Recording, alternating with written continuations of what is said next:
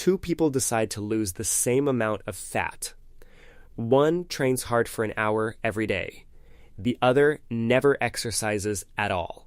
4 days later, only one of them has a body that has actually started burning fat, and it is not who you would guess.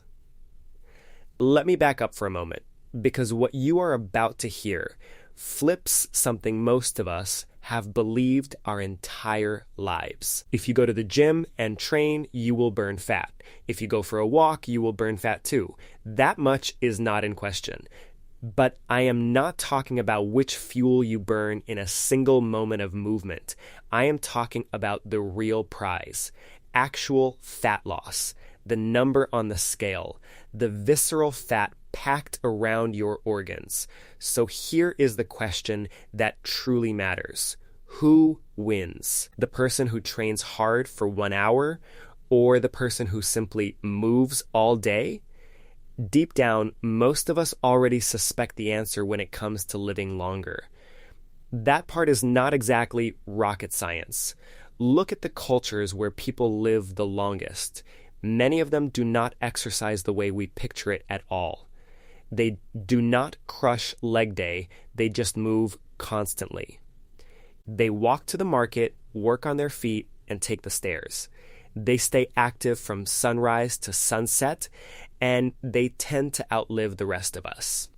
On longevity, movement winning is barely a debate, but fat loss feels different, right? When we picture someone lean and powerful, we picture the gym, not a slow walk around the block. We picture bodybuilders with their sharp training blocks, absolutely shredded. We picture elite athletes with intense bursts of work and disciplined recovery. So we absorb this rule without ever questioning it. To be lean, to be fit, you need a hard, concentrated chunk of exercise. Except there is now research that put that belief under a microscope, and what it found is genuinely surprising. So let us break it down. The first study did something clever that most studies never do. It matched the calories between both groups. Stay with me, because this matters. Normally, the exercise group burns more calories, so of course they get better results. You cannot tell if it was intensity or just extra burn. This study closed that loophole. Both groups burned the exact same number of calories. The only thing that changed was how they spent it. Here's the setup. They took people who normally sit most of the day, like most of us, and ran the test for 4 days. The first group had to swap 1 hour of sitting for hard exercise. Imagine you sit 8 hours, and now 1 hour becomes training. The second group never exercised at all. Instead, they cut their sitting time roughly in half and spent that time on their feet. And here's the part I love. The walking was not some brisk power walk. No incline, no pace targets, just regular life around the house. They moved simply because they were not glued to a chair. Now remember, both groups burned the same calories. So what actually happened? The exercise group, after 4 days, saw almost no change in insulin sensitivity, an hour of hard training, and that key dial barely moved. But the group that just moved around, who never exercised once? Their insulin sensitivity improved, their triglycerides dropped, their good cholesterol went up. Think about what that means. In 4 days, you cannot weigh someone and declare real fat loss. But you can read the metabolic signature. And the signature of the gentle movers was a body shifting into fat-burning mode. The signature of the exercisers was barely anything at all. So why does insulin sensitivity matter this much? Because it is the gatekeeper. When you become insulin resistant, that hormonal signal gets muffled. Glucose that should enter your cells keeps circulating instead. Your body then converts the excess into fat, literally building new fat from scratch. On top of that, inflammation ramps up and pours gasoline on the whole thing. Nobody serious argues that insulin resistance and obesity are unrelated. They travel together. People debate which one comes first, but the honest answer is that it runs both directions, each one feeding the other. So when you improve insulin sensitivity, you unlock the signal that lets you burn fat instead of storing it. That is the whole game. And when triglycerides fall, you have less fat sitting in storage and more of it circulating, ready to be used. That is the right direction. The researchers landed on a conclusion that should stop you cold. In plain terms, 1 hour of exercise cannot undo a full day of sitting. If you crush a workout and then sit in a chair for the next 15 hours, that single workout does not rescue you. Sit with that because it rewrites the whole strategy. The hour in the gym is not carrying you. The other 15 hours decide everything. Now, before you decide exercise is useless, hold on. It is not that simple, and the next piece of research is exactly why. A second study looked at what happens when you add occasional bursts of real intensity. The finding was striking, and it applied to everyone. Both trained athletes and completely inactive people improved their cardiovascular fitness and their metabolic health from occasional high-intensity work. Fit and unfit alike benefited. Why does that detail unlock everything? Because intensity is relative. What feels intense to a beginner and to a seasoned athlete are totally different worlds. Picture a world-class sprinter showing up at your door saying, "Let us do an intense workout." You would be on the floor before he sweats. Now flip it. You show up at his door and say the same thing. He is asking when the warm-up ends and stretching begins. Same words, completely different reality. His baseline lives on another planet. So the lesson is not that everyone needs brutal daily intervals. The lesson is that your body responds when you push past your own baseline, whatever that baseline happens to be. An occasional surge signals adaptation, which brings us to the real formula hiding underneath all of this. The goal is not one heroic workout stapled onto a sedentary life.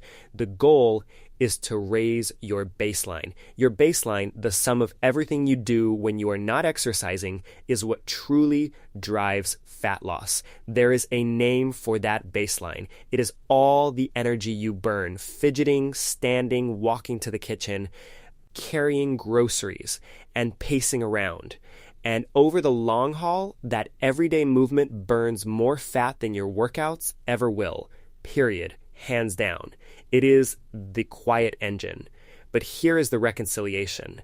Exercise is what stimulates the change in the first place. Think of it like driving a screw into wood.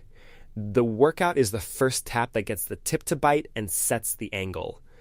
Without that tap, you have nothing to thread into. But once it is set, your daily movement threads it the rest of the way and holds the whole structure firmly together. Both jobs matter. Without exercise, you might be threading into nowhere. Without daily movement, you tapped the nail once and then walked away, leaving the job half done. Or picture building a house. Exercise is the architect drawing the blueprint. You need the plan before anything real can ever get built. But a blueprint alone is not a house. Your lifestyle is the crew that shows up every single day and actually raises the walls. You need both. You have always needed both. We simply had the ratio backwards this entire time, worshiping the workout and ignoring the day. There is one more study that ties the whole thing together, because it adds the nuance that keeps you from throwing exercise out completely. It pooled 3 trials and ran a similar experiment. Sedentary people, 4 days, one group adding an hour of exercise, another swapping sitting for light walking. And again, the walking group improved their insulin and their blood lipids, while the exercise group did not. It was the same pattern as before. But here's the twist. The exercise group did change something the walkers did not. The lining of their blood vessels grew stronger. Their vascular structure became measurably more resilient.